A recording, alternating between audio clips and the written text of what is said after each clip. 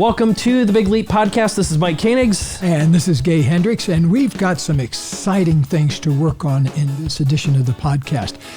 It's called Big Leap in Action, and it's all about what you need to do out in the world to express your genius in the real world.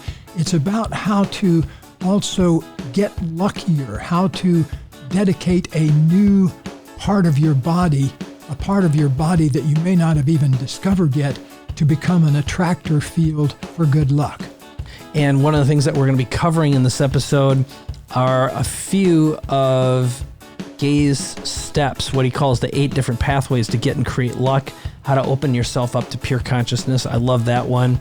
And a little exercise that I've been doing, which is called What About Me Attracts. And then finally, how to find your lucky tribe. That is one of the most powerful ways to manifest and create opportunity in your life. So all that and more in this episode of The Big Leap.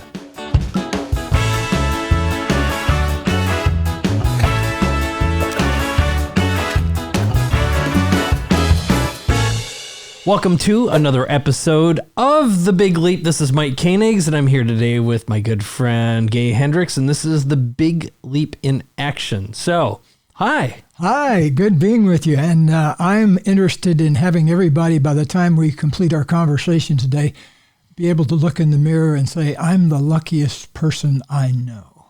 Nice. I know one of the things that we promised in this episode is some of the 8 different pathways to get and create luck and how to open up yourself to pure consciousness. And we also talked about reinvention and how to reactivate yourself. Mm-hmm. So I know you said you had a watermelon business story. Do you want to tell that? I don't know. It just came up right before. Yeah. Well, when I was in the 5th grade, I was 10 years old in the summer. And my next door neighbor, Mr. Lewin, was in the watermelon business. And I came up with this idea. I've always kind of been thinking up businesses ever since I was a kid. And so I went to Mr. Lewin and I said, I'd like to buy watermelons from you wholesale and take them, and I'll stand down by the highway and sell them to people as they pass. And so Mr. Lewin, he went along with it. You know, he was a kindly fellow. And so the first day I bought 4 watermelons from him, and I hauled them down to the highway, which is about 100, 200 yards away. And there I stood all day trying to sell my watermelons. I think I sold 1 watermelon. And then I had to lug them all the way up the hill. And that reminds me that one of my mainstays of my philosophy, money-wise, is the less something weighs, the more you can charge for it. And so that became a pillar, but I learned that the hard way by carrying watermelons up, which is no fun at all back up a hill. So my second day, though, I came up with an innovation. I said, nobody's buying my whole watermelons. What if I sliced them into 8 pieces? Because I was buying them from Mr. Lewin for 15 cents and selling them for $0.25 down on that was my big profit margin. And so I figured if I sliced them into 8 pieces and sold the pieces, I could sell the pieces for $0.05 and get 40 cents a melon from them. So I sold like $3.75 of melons at 5 cents a slice. That first day I had to walk back up to the hill many, many times to get my melons. But I can remember being on the floor counting out my $3.75 worth of money that I'd made and thinking, this is it. You know, I need to go no further. Millions. All right, yeah. So anyway, now fortunately I sell things that weigh less and cost a lot more. But speaking of weight, I would not be here without a big bump in my life. When I was growing up as a kid, I was very obese. I had something wrong with my glands and stuff, and nobody could ever figure out what the problem was. I was taken around to different medical specialists and everything. But anyway, by the time I was up in my 20s, I weighed over 300 pounds. Right now, I weigh about 180 pounds and have for many years. But I was more than 100 pounds overweight. And one day, I literally slipped on the ice and fell down. And I didn't knock myself out, but I kind of knocked myself, I call it having an out of Hendricks experience. I was out of myself for a minute. I knocked myself out of my ego. But it was a great moment of reinvention because it was a moment of saying, wait a minute, I don't want to go any further like this. I don't want to be fat the rest of my life. And so I made a big shift that year where I said, forget what the doctors are trying to tell me. I'm going to take this on for myself. And so I had this crazy diet invented for myself where I, for a year, ate only things that felt like they fed my new body rather than my old body. And so I learned to eat fruits and vegetables and things like that. And so within a year, I dropped more than 100 pounds. And so lost more over the years. But that was a huge breakthrough for me, a huge leap, because it was really a leap in claiming my own life rather than trying to live somebody's life that wasn't mine. Interesting. I'm curious. So you just adopted healthy eating and you were eating bad Southern food? Is that what was happening? Yeah, I grew up in the South, and for me, a meal wasn't complete without some kind of meat, and it usually had to be fried. It was a sausages in the morning and burgers for lunch and a steak at night or fish or something. But anyway, now I can't believe that I ever ate like that before. Now, my wife that I've been with, Katie, for the past 40 years, she's an incredible chef, and she also cooks really pure food. So for the last 40 years, I've had the great blessing of being able to eat really, and she loves to cook. And so we usually eat just one meal a day, basically, and that's lunchtime. And then we don't eat dinner. But I learned to eat a whole different way, and boy, am I glad, because in those days, I also probably put away at least a pint of ice cream a day. So that'll make for a big boy, that's for sure. Definitely. Yeah. Well, so I'm curious too. One of the things that we promised in this episode was some of the 8 different pathways to get and create luck. And I was trying to think of a clever transition from that story to this, other than, you and I, what we promised ourselves before we started rolling was we were going to tell a bunch of reinvention and transformational stories. And this might be the way to do that, is talk about some of the 8 different pathways to get and create luck, and think about some of the transformational stories, and again, making this relevant to the listener and the watcher, and for it to be fun for us too. So what do you think for a moment of some of the pathways, because this is relevant to the book Conscious Luck as well. But think about one of the core ones, and let's open up with a little story about some of the pathways. First of all, what's a pathway to get and create luck? Well, all the people I talked to before I wrote the book, in addition to my own life, I found that some people get there through changing something in their mind, and that makes them luckier. They identify that. They said, one day I stopped thinking of myself as a victim and started thinking of myself as the owner of my life, and then I got luckier. So that would be a good example of a limiting belief shift. So some people get there through a leap of the mind, a big leap in their mind. Some people get there through a big leap in their emotional life. Like a lot of people I've talked to, and I'm one of them, had a feeling that they carried around with them that wasn't a very pleasant feeling. In my own case, it was a kind of a sense of shame that I somehow had inherited. I remember it even when I was a kid. It was part of my life growing up in the South. Was there's a lot of shame dealt out. Shame on you. You should be ashamed of yourself. I don't know if they do that in Minnesota. Yeah, they certainly did in Minnesota. My mom, she'd be like, for shame. Yeah. Oh, it's just about the worst thing you can say to somebody. And so I grew up with this, I don't know, it was just kind of like this always on feeling down in my body that there was something I was ashamed of. So one day when I had this experience and I was 24 and had this kind of falling down on the ice and reinventing myself, one thing I realized was I have a lot of space in me that's occupied by shame. I could actually feel it. I could feel it in my chest and belly and down in my legs. And I thought to myself, well, why don't I just replace the shame with an attractor field for abundance? I've got the pathway laid out down there. And how old were you when you had this moment of I guess I was in my 20s. Okay. Yeah. maybe 24. Yeah, I think I was 24. A bit of magic happened actually within a day or two. How you know? See, here's the thing, Mike. I really think people need to study carefully the results they produce in their life, because any result you're producing that you don't like is the product of an unconscious intention. So at some level, if you're creating pain and misery for yourself, you've got an unconscious intention to hurt yourself, to be in pain.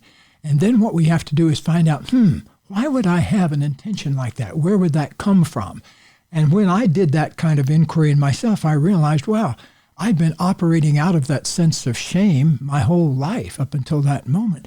And so my idea was, since all this space is already alive with shame, why not drop something more appropriate into it and dedicate that field in me to abundance and being an attractor for abundance instead of shame. And so that's an example of a kind of a heart shift, an emotional shift. So that's another pathway that I work on in the book, and there are lots of activities to do it, and we can touch on some of those.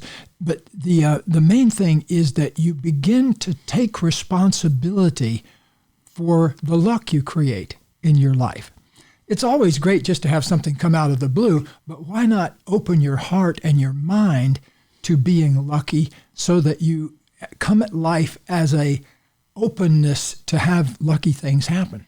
It's interesting. So as I was listening to you, this is, I don't know how profound it is, but I know in the past my technique for getting, having, being, becoming was always, what do I need to do in order to get, have, be? It was always doing oriented. And that would be, and I noticed that in many of the people I coach and advise, is they are stuck in doing mode and creating mode. And that becomes a trap inside itself. It's sort of like they're going to create their way out of it. And the truth is, creating is an addiction. And it's so easy to get into the create, and never do anything with it. So and a direct translation of that is, you spend so much time creating, you're never marketing or selling. And my mind shift came from, who do I need to meet? Who is great at manifesting, creating connections, or would find massive value in what I have to provide or share. And I got out of a mindset and a thinking that I call the shallow and wide versus the narrow and deep, which was, for so long, it's like, I'm going to need to access thousands of people in order to sell this thing to them. And I realized that one deep, meaningful relationship would make all the difference in the world. And that led to a huge transition in my life, which was for years selling tens of thousands of subscriptions or products and doing it online and using complicated funnels and lots of people, to working with the way I frame it now is a dozen high-frequency aliens a year that I can help make their dreams come true. Yeah. Very, very different language pattern. And the people I'm attracting with that message and that context is very, very different as well, as woo-woo as it sounds. And just yesterday, not yesterday, but last week, the end of last week, I got a referral from, just to go be super transparent, I did some plant medicine the first part of the year, met these people, they made an introduction to someone, and I had one conversation with him. He said yes to a massive investment. It's a $250,000 investment to work on himself, even more than that, and develop a platform. And it came from a very unique way of engaging. And even my mindset going into it was, I opened and started the day with, what is my intention? Yeah. And I don't write proposals any longer. I only have conversations. And that it breaks every rule of traditional business, and even the mindset of closing and pitching. I don't close, I just have a conversation. And I call it an alignment conversation now. That's the messaging I have in my own mind. And that combination of things has dramatically shifted every single relationship, business engagement I have, and even what happens in my home. So I don't know if you can give me any your take on it, your psychology take. I think you've made the breakthrough to finding out that it all starts in here and flows out. That's why I say you really need to look at not only what your conscious intentions are, but look at the results you're creating that you don't like and say, what are my unconscious intentions? Why would I be trying to punish myself? Or why would I be trying to fail in this area? So there's always something down in there that's driving us, whether it's an unconscious intention or a conscious intention. And you've done a really good job in your life of opening up and eliminating unconscious intentions. And I'm sure you're still discovering more, like I am every day. Yeah, for sure. But you discovered the magic of doing it from the inside out, and that's a lot easier, and it's the lazy person's guide to enlightenment, because if you're working really hard out here, work in order to have, and be, then you kind of miss out on that, the being part of me, and what do I really want to create? I call my practice now for the past 10 years, doing favors for friends. And some of my friends I've never met before, but I'm always in the process of saying, what kind of favor does that person really need? Is it an introduction, or is it a piece of information? But then if I'm in the business of bestowing favors rather than trying to get something or make something happen. That's interesting. So as you were describing this right now, I realized, first of all, I like this lazy approach to manifesting, and I really subscribe to that. That feels really good to me.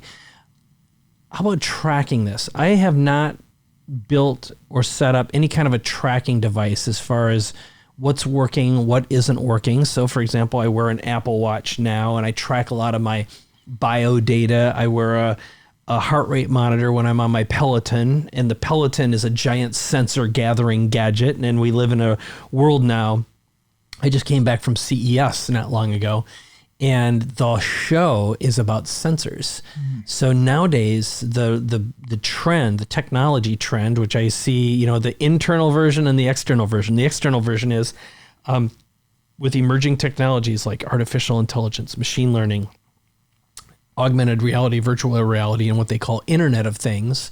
That's dozens and billions of devices that read and sense data, gather it, and then feed that into artificial intelligence and machine learning systems to make sense of it and look at it in real time.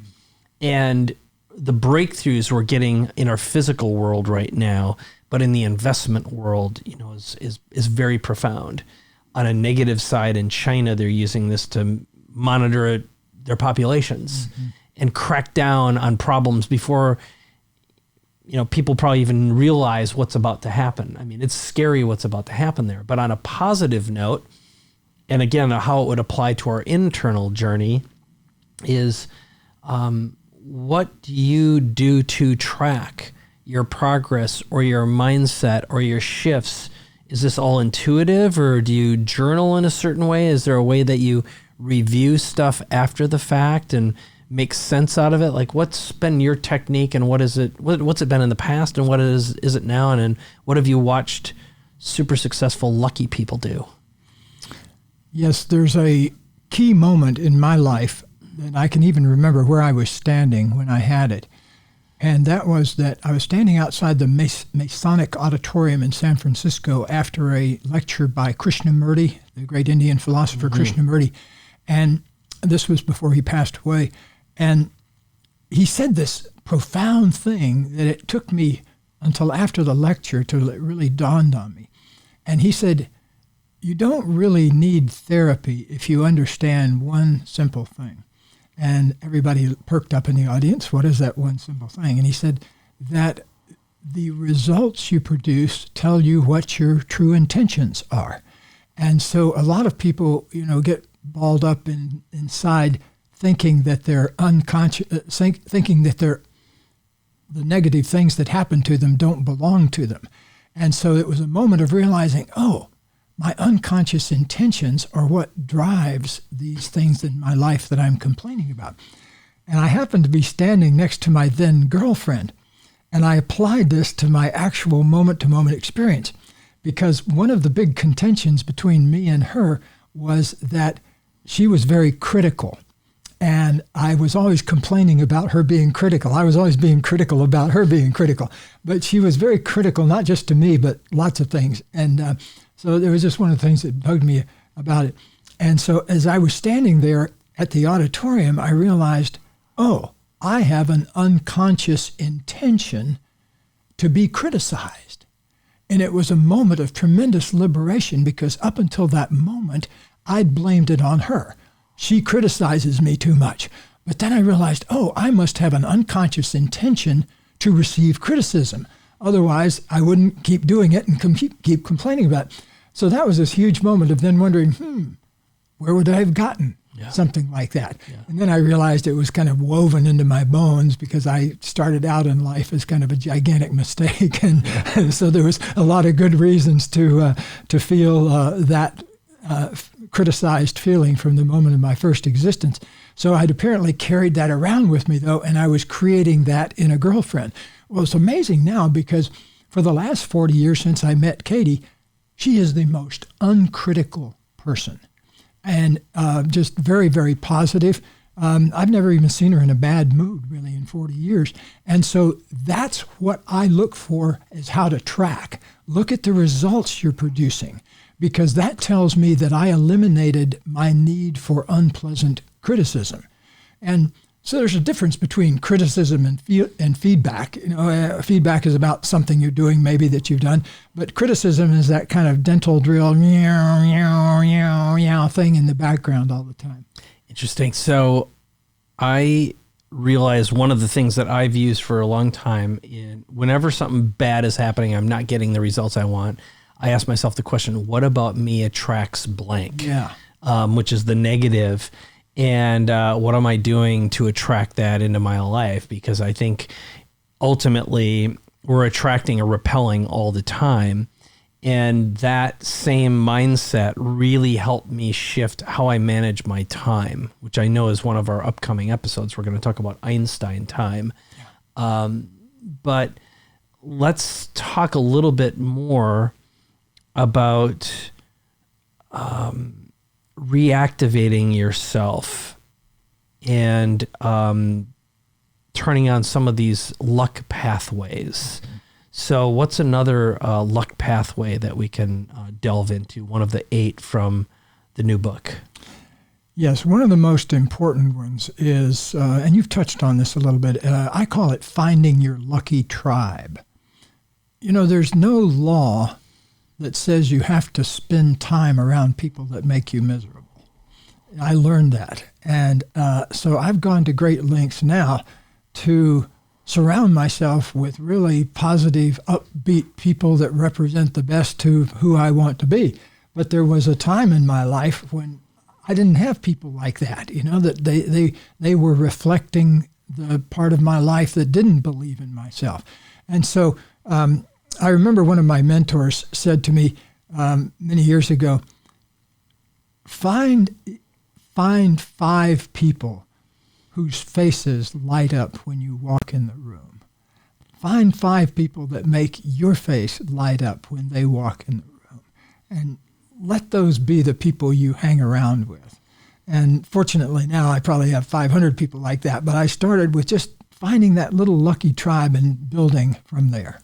All right. So I have an interesting idea, because I always I have an idea to create massive value for this tribe, the Big Leap tribe, and for us to think about. And we don't have to execute on it, but at least think about it. Imagine what it would be like if we had a workbook filled with ways to measure your luck, attract more luck, and build more of these opportunities. So one of them would really be, a list of 5 and 5. So it'd be 5 for your core and then 5 for the bonus of people like that. That would be a great exercise. Another one would be to, I'd asked you, are there any tools for tracking the shifts, the changes, the improvements? But it's like, I know having little reminders like this would be super valuable for me in my life. And maybe as we're doing the podcast, we'll come up with little exercises we can stick in a guide or a workbook. Good idea. To use for not only the Big Leap experience when we do the live event experience, but also a supplement as a workbook. So thoughts on that one? I love it. Yeah, it's really important. I think, we've touched on this a couple of times, the idea of coming from the inside out. There's such a pressure in our society and everywhere in the world to go from the outside in. If you have the right lipstick or the right eyebrow liner or the right shirt or whatever, you enhance your chances of success. Well, that may be true at a certain level, but at a certain point, you've got to realize it really is an inside job. And to start, people talk about mindset, but that's only part of it. It's heart set and soul set. You've got to have your intentions embodied down in your body. It's very powerful. And I think when we were talking about finding your lucky tribe, I've got one little story about that. It's an extension of this New Year's Eve celebration we do. So this last one, I think there were like 40 or 50 people at this party. So in 5 years, it's grown from 4 couples to close to 50. And it's interesting how when you start attracting those people, one thing I can tell you is every single person in that room would fit that description you have. They all light up. We all light up when we see each other. And it's not just our faces light up. You can see their souls shine and brighten up. They're like little stars or big stars. And another part of that is that I made a determination this a year ago or so when I really started doing these narrow, deep experiences. When I work with executives, for example, and I build their brands, one of my goals was I wanted to play with the people I work with, which broke some of my taboo rules in the past, because when I was wide and shallow and a lot of my time was spent on stage, I had a persona, sort of like guru persona. And I was very careful not to mix my business and my product business with my personal life. Or once I flipped, it was sort of like you get one or the other. Mm-hmm. It was hard to work with people that were clients or have friendships with them at the same time. And it wasn't an always, but it was almost always. And I decided to blur that line and see what would happen. And it's been actually a delightful shift towards the narrow and deep. And I had something, a fairly profound thing happen. And it actually occurred at this New Year's Eve party. There's a person there who runs a business that is over $100 million in revenue. So it's substantial. And for years, we'd been trying to find some way I could support or grow, but I was pursuing it. In other words, I was trying to make it happen. And in this particular case, we ended up just having an adult beverage together and went out on a dock. And I happen to love to fish. And in Florida, there's a lot of fish. And so this property is on the water. And we're looking at fish and started talking about crabbing and fishing. And he said, I had no idea you like that kind of thing. I'm like, absolutely. I brought a fishing pole out there. I was casting the line. And I get a call the next day saying, hey, Mike, I really want to know if you can help me with this blank on my business. And the truth was, my wife even told me, this guy said to her, I just had the best conversation with Mike talking about crabbing and fishing. It was not about business. And in the past, again, my direct response marketer push modality, I know now that personality stood in the way. Yes. So when I said earlier, what about me attracts what I don't want or is not attracting, it was the modality. what these people really wanted, when you shift out of becoming a product-focused person and a service-oriented and everything being about business to pure relationship, it's people want to have a connection with you. It's not about the thing you're delivering necessarily. I mean, the relationship goes that much deeper. And I know for a fact it's created a full dimension, like a factorial dimension to the quality of connection I have right now. And I know what I reached a point of wanting to run away from in my life that hurt a lot was I couldn't see myself getting off the hamster wheel of doing for the rest of my life. I felt really trapped. And I think that really connects with all the things we've discussed in the previous episode so far. And I hadn't put all those things together until I was listening to you just now. Yeah, as I listen to those stories too, I keep coming up with something that I also touch on in the book, and that is letting go of control. That there was a part of me that thought I was able to control things, but so much of life happens after you let go of thinking that you have control over things. And so I realize now that the part of me that was trying to get ahead or sell or that kind of thing, that was being operated by that part of me that was actually scared in there. And to open up to that and just own that and get beyond that has been incredibly liberating. That makes a ton of sense. I definitely resonate with that deeply. So as we get, we're wrapping up this episode. One of the things that we're going to be talking about in an upcoming episode is what we call Einstein time. We're also going to talk about money and investing, something that we both love and we enjoy. I would love to know, and the third thing is we're going to be doing Big Leap experiences soon. And I just want to seed this right now for you. If you're a listener and you want to learn more about what Gay and I have planned for you, definitely head over to bigleapexperience.com.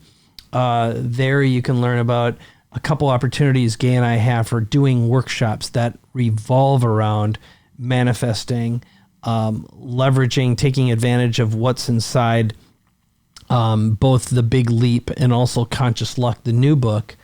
But do you want to talk a little bit about some of the things we've talked about creating in terms of an experience, the Big Leap experience? Yes. Well, one of the main nutrients of my life over the past 20 years has been seeing the look on people's faces when they break through and have their big leap. To me, that's like dessert. And I've had the opportunity to experience that many, many, many times. And so I've been, over the past 10 years or so, I've not been doing much, if any, coaching. And sometimes I'll kind of come out of retirement and do an event with someone. But I've been kind of hoarding up my time and attention to do something really big and different and worthwhile, something that gives people a direct experience of their genius and then enough momentum and clear direction about how to express that better in the world. Sometimes your genius breakthrough has to do with relationship. Sometimes it has to do with shifting something in your mind that you didn't know was blocking you. But I'll tell you, the grand result of it all is from my perspective, I get to see this big look of liberation come over people as they have that big leap experience. And so I've got this idea that maybe we put a bunch of us in the same room and do the same thing that happens in my office, but do it with a whole bunch of people at the same time. I love it. And I think when we started talking about the podcast, this seemed like a natural extension of it and a great way to co-create, innovate, produce results, but also learn some of these little secrets and techniques. And one of the things that this is a big tease, but there's the 9th missing chapter part of the book, which is the 9th step of the new book in Conscious Luck. And that's something that is only going to be shared at the Big Leap experience. Yes. Here's the thing about that. I got to the end of the 8 things, and I realized that there was this other thing that I didn't know how to communicate except in person. And I'm a pretty good writer, but I couldn't figure out how to put it in there. And so I thought, okay, we'll use the 8 to get people up to speed, and then I want to create some way where we can interact about that 9th thing in person or on video or something like that. So we're working on it, but I'm just picturing being able to share that in the same room with a bunch of amazingly creating people and watch what will go off in the room as a result of having that experience. So yeah, the 9th thing. Yeah, I'm super excited about that. So why don't we wrap up this episode? And again, the preference, or just to pre-frame you for what's coming next in episode 4, which is Einstein time. Our big promise is how to double your productivity in half the time. Both Gay and I are huge advocates and proponents out of, first of all, enjoying more time with our bodies, our families, our loved ones, and also the people that matter most, and a commitment to simplicity and effortlessness, and also feeling good. That's something that always shows up for you. So we'll be talking about that in the next episode. But is there anything else that you'd like to share as we wrap this up? Well, for me, I keep coming back to this item called wonder. That wonder in life is the lubrication, I think, that makes your creativity flow. And so all the things we've been talking about in this and the other episodes too, all boil down to us being willing to wonder our way through life. And so let's always keep the focus on that. I love it. Wondering versus wandering. Wondering versus wandering, yeah. All right. Well, this is another episode of The Big Leap. Thank you so much for listening or watching. And please head over to iTunes. There you can rate, review, share this with someone you know who can benefit from it. And of course, check out Big Leap Experience to learn more. And this is bigleappodcast.com. Thank you again so much for listening and watching. Thanks, everybody.